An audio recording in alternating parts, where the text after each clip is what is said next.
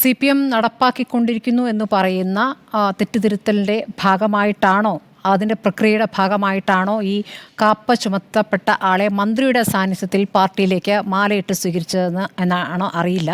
അങ്ങനെയാണ് ഉദ്ദേശിക്കുന്നത്, മനസ്സിലാവുന്നില്ല. എന്തായാലും സുജയും അരുണും പറഞ്ഞതുപോലെ ഇവർക്ക് അറിയാതെ, അതായത് മന്ത്രി വീണ ജോർജിനോ അല്ലെങ്കിൽ ഉദയഭാനുവിനോ ഇയാളെക്കുറിച്ചുള്ള ബാക്ക്ഗ്രൗണ്ട് അറിയാതെയല്ല, കാരണം ഇതുമായി ബന്ധപ്പെട്ട ചോദ്യങ്ങൾ വരുന്നുണ്ട്. ആശങ്ക വേണ്ട എന്നാണ് അതിനോട് വീണ പ്രതികരിച്ചത്. ഉദയഭാനു പ്രതികരിച്ച് കുറച്ചുകൂടി വേറെ രൂപത്തിലാണ്. അതായത് രാഷ്ട്രീയക്കാർക്കെതിരെ കാപ്പ ചുമത്തേണ്ടതില്ല എന്നൊരു കാര്യമാണ്. അതായത് രാഷ്ട്രീയക്കാരനാണെങ്കിൽ ഏത് ക്രിമിനൽ പ്രവർത്തനങ്ങളിലും ഏർപ്പെടാം. അങ്ങനെ ക്രിമിനൽ പ്രവർത്തനത്തിൽ ഏർപ്പെടാൻ പറ്റിയ ഏറ്റവും പറ്റിയ സ്ഥലം എന്നുള്ളത് ഇപ്പോൾ ഭരണത്തിരിക്കുന്ന പാർട്ടിയിൽ വരികയാണ്. തൻ്റെ പ്രവർത്തനങ്ങൾ കുറച്ചുകൂടി നന്നായി കൊണ്ടുപോകാൻ പറ്റിയ മേഖല എന്നതുകൊണ്ടാണോ? അതല്ല, ഇപ്പോൾ സർക്കാർ ഇടതുപക്ഷത്തിൻ്റെ സർക്കാരാണ് ഭരിക്കുന്നത്. അപ്പോൾ അവിടെ നിന്നുകൊണ്ട് തൻ്റെ പ്രവർത്തനങ്ങൾ, അതായത് പിണറായി വിജയൻ്റെ ആഭ്യന്തരമന്ത്രിയായിരിക്കുന്ന പിണറായി വിജയൻ്റെ പോലീസ് തന്നെ റിപ്പോർട്ട് ചെയ്തിരിക്കുന്ന അദ്ദേഹത്തിൻ്റെ മേന്മകൾ, ആ ഗുണഗണങ്ങൾ മുന്നോട്ട് കൊണ്ടുപോകാൻ പറ്റിയ മേഖല എന്നുള്ളത് ഇടതുപക്ഷമാണ് എന്ന് അദ്ദേഹം തിരിച്ചറിയുകയാണ്. അപ്പോൾ അദ്ദേഹം ആ മേഖല തിരഞ്ഞെടുക്കുന്നു. ആ മേഖലയിലേക്ക് വരുമ്പോൾ അദ്ദേഹത്തിന് മന്ത്രിയുടെ സാന്നിധ്യത്തിൽ മാലയിട്ട് സ്വീകരിക്കുന്നു എന്നാണോ മനസ്സിലാക്കേണ്ടത്? അതൊരു പ്രശ്നമാണല്ലോ. അപ്പോൾ ഇത് എങ്ങനെയാണ് വിശദീകരിക്കുന്നത്? ഈ തെറ്റുതിരുത്തൽ പ്രക്രിയ നടന്നുകൊണ്ടിരിക്കുമ്പോഴാണ് ഈ ഒരു കാര്യം വരുന്നത്. ഇയാളെ കൊണ്ട് എന്ത് കാര്യം എന്നുള്ള കാര്യം. ഇപ്പോൾ 60 പേരിൽ ഒരാളാണ് ഈ പാർട്ടിയിലേക്ക് BJPയിൽ നിന്ന് നേരത്തെ പറഞ്ഞ പോലെ കണ്ണൂരിൽ അത് സംഭവിച്ചിട്ടുണ്ട്. കണ്ണൂരിൽ അത് നടത്തുന്ന കൃത്യമായ രാഷ്ട്രീയവും ഉണ്ടായിരുന്നു. ഇവിടെ ഇത് നടപ്പാക്കുമ്പോൾ ഇങ്ങോട്ടേക്ക് വരുന്ന ആളുകൾ ആരൊക്കെ എന്നുള്ളൊരു പരിശോധന നടക്കുന്നില്ല എന്നാണ് മനസ്സിലാക്കേണ്ടത്. ഇപ്പോൾ ഇയാളെ പറ്റിയുള്ള വിവരം ഇന്ന് പത്രത്തിലുണ്ട്. നമ്മൾ കൂടുതൽ അന്വേഷിച്ച് വരുമ്പോഴാണ് ഇപ്പോൾ ഇത്രയും കേസുകളുണ്ടെന്ന് അറിയുന്നത്. സ്ത്രീകളെ ഉപദ്രവിക്കുന്ന ഒരാൾ കൂടിയാണ് എന്നുള്ള കാര്യം കൂടി അദ്ദേഹത്തിൻ്റെ മേലൊരു പൊന്തുപോലായി നിൽക്കുകയാണ്. അപ്പോൾ RSSൽ നിന്നിരുന്ന കാലത്ത് അയാൾ പ്രവർത്തിച്ചിരുന്ന കാര്യങ്ങളെല്ലാം ക്രിമിനൽ പ്രവർത്തനം. ആ പ്രവർത്തനം RSS അംഗത്വം അല്ലെങ്കിൽ RSSുമായുള്ള പ്രവർത്തനം ബന്ധം അവസാനിപ്പിച്ചോടുകൂടി തന്നെ അയാൾ പെട്ടെന്ന് വിശുദ്ധനാക്കപ്പെടുന്നു.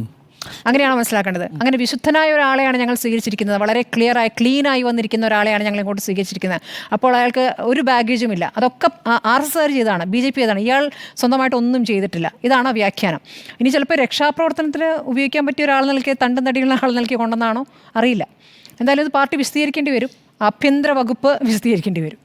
ഒരു കാര്യം കൂടി പറഞ്ഞിട്ട് ഡോക്ടർ അരുൺ, ഇയാൾക്ക് യുവമോർച്ചയുടെ ഒരു മേഖലാ കമ്മിറ്റികൾ, അതായത് ചെറിയ ഘടകങ്ങളിലൊക്കെ പോയിരിക്കുന്ന അത്രമാത്രമാണ് ഇയാളുടെ സംഘടന, അതായത് വലിയ സംഘടനാ ചുമതലകളിൽ ഇരുന്ന ഒരാളെ കൊണ്ടുവന്ന മട്ടിലാണ് ഇന്ന് CPIMൻ്റെ ജില്ലാ സെക്രട്ടറി വിശദീകരണം കൊടുക്കുമ്പോൾ പറഞ്ഞത്. അതായത് അവിടെ ആയിരുന്നു, അപ്പോൾ പാർട്ടിക്ക് വേണ്ടി പടപൊരുതി, അങ്ങനെയൊന്നുമല്ല.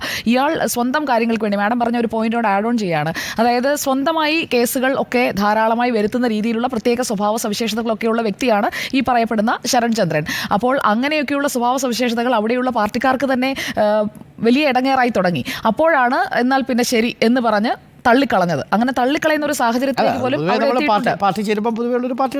അല്ലല്ല, അവിടെ അത് സംഭവിച്ചിട്ടുണ്ട്. ഇത് ന്യായമായി പറയുന്നില്ല, അവിടെ സംഭവിച്ചതാണ്. പത്തനംതിട്ടയിൽ അത് സംഭവിക്കുന്നത് മാത്രമല്ല, ഒരു കാര്യമുണ്ട്. ഈ ശരൺ ചന്ദ്രൻ ഇപ്പോൾ എന്തുകൊണ്ടാണ് ഇവിടേക്ക് വരാനായിട്ടുള്ളൊരു താല്പര്യം കാണിച്ചതെന്ന് ചോദിച്ചു കഴിഞ്ഞാൽ, ശരണിന് ഈ അവിടെ തന്നെ നിൽക്കണം, അതായത് അവിടെ തന്നെ മലയാലപ്പുഴ തുടരണം.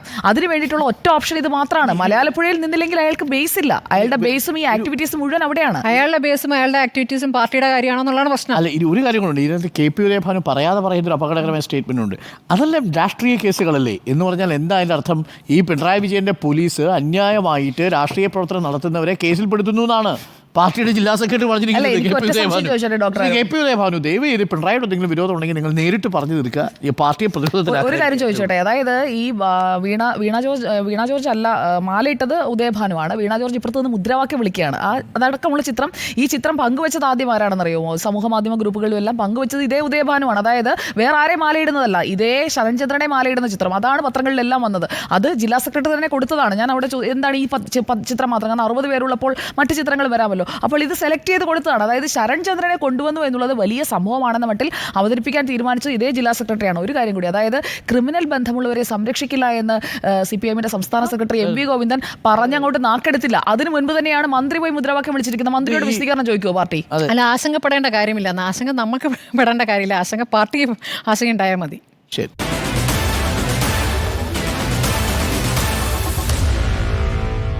Meet the editors.